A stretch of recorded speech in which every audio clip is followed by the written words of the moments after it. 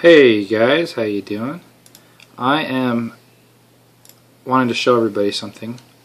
This is some research I've been doing. I've been trying to figure out exactly what's going on with our budget in the US right now. And I found this nifty little graph on Wikipedia. It's Wikipedia Commons Control of the US Senate PNG. It's on the United States President Control of Congress page. Okay, I didn't put it there, I just found it there. And I assume it's got accurate data because a lot of these types of web pages are checked up on by experts regularly. Now, something I wanted to show you. Every 2 years, the control of the Senate is up for grabs, basically. And if we look back here, in 1995, Democrats gained control of the Senate, and they had control for 26 years. Then for 6 years, the Republicans had control in 1981. 1987 went back to the Democrats. 1995 went back to the Republicans. For 2 years, the Democrats had it, 2001 to 2003. Republicans got it again from 2003 to 2007, and then the Democrats have it all the way up to 2009, and then I believe it went back after this. It went back to the Republicans for 2 years, and then now it's back to Democrats. Now, the reason this is important because I want to show you guys something.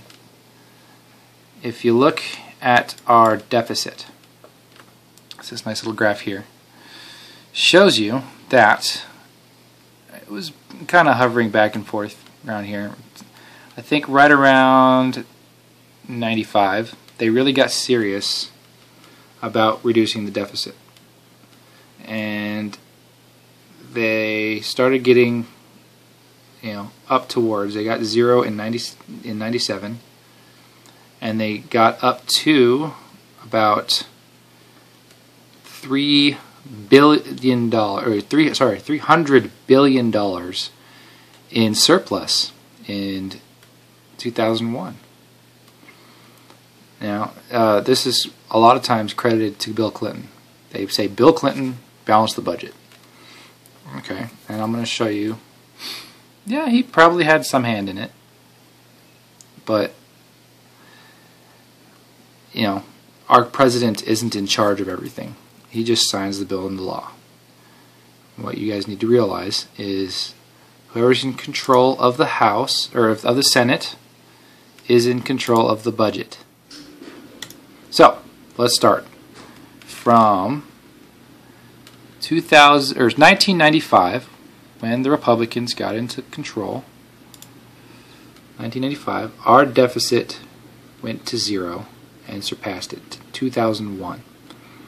In 2001, the Democrats took control of the House, of the Senate, and 2001 to 2003, roughly, a little after that, 2004 even, we went back into deficit. So for 2 years they were in control and the deficit increased. 4 years the Republicans were in control, and we start going back up, and we're almost out of deficit. 2007, guess who gets back in the Senate? Yep, the Democrats. So for the next 4 years, it dips again. And this graph kind of cuts off here, but if you were to see the rest of it, it would continue down even lower into, well, I don't really have the graph here anywhere. It goes anywhere past that, but if you were to see it, oh, hey, here's one. It does a little bump there. Ooh, I haven't seen this one yet. It does a little bump there. Oh, wait, that's not it. There we go. There's a little bump there. And in 2009, starts dropping again. I mean, it's just keeps dropping, and Democrats are still in control of the Senate, and they have been in control for a while. And that's just, I don't know. I think it's too coincidental. Well, there's too much correlation there to be a coincidence, really. There's no coincidence. The Republicans balance the budget when they're in office, when they're in control of the Senate, and the Democrats spend it. They take in more taxes to try to cover what they're making, and they spend more money to give people entitlements and, you know, fund things that shouldn't be funded. I mean, really, if you're going to give money out to people, they're not going to work. They're going to take the money they're getting and they're going to work less. That means they're not generating any tax revenue now. Okay?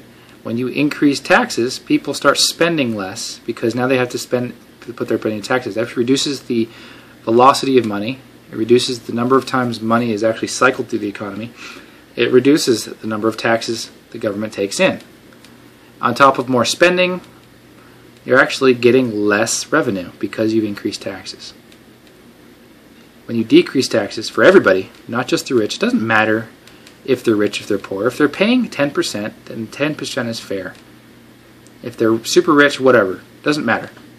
10% of $100 million is still a lot of money. They shouldn't pay 30% because they're so rich. They're paying a lot of money. And they're going to spend more money because they have more money. You know, I'm sure there's a few people out there who hoard it, but most people realize if they have money in their account and they're not spending it, then it's worthless. If the government's planning on taking it from you, people tend to not spend it as much because they don't want to give to the government. And so they wait until the Republicans are in power before they spend it. Simple.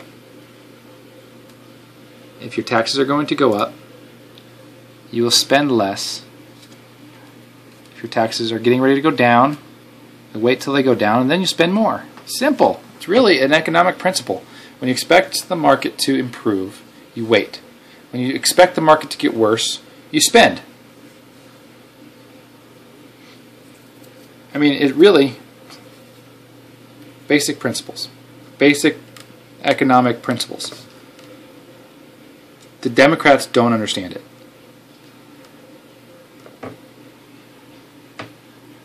Alright, that's just what I want to show you. Have a good day.